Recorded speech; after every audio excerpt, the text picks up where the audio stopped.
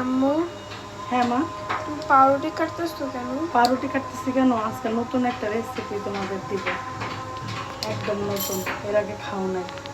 এই 3 টুকরা পাউরুটি নিচ্ছি, এখানে কর্নফ্লাওয়ার, আর এখানে একটু মুরগির গোশ, মানে বুকের গোশ রাখছিলাম। আমি তো মুরগি আনলে পরে ওইটাকে আলাদা আলাদা করে 4টা 5টা আইটেমের জন্য আলাদা আলাদা করে রাখি।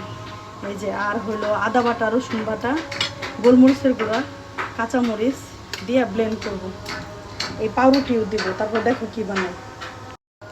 এই পাউরুটিগুলো কি ফেলে দিবা? না মা, এগুলা এই যে ইফতার করে চা বানায় চা দিয়ে খাবো ইনশাল্লাহ।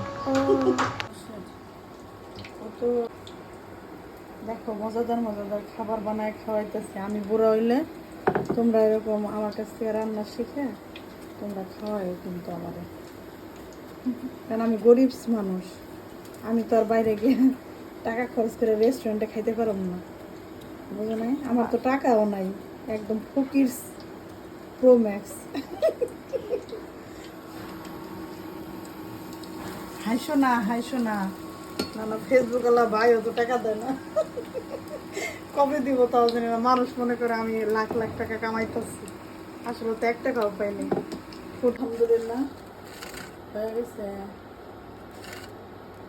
খাও এখন। Chicken nuggets.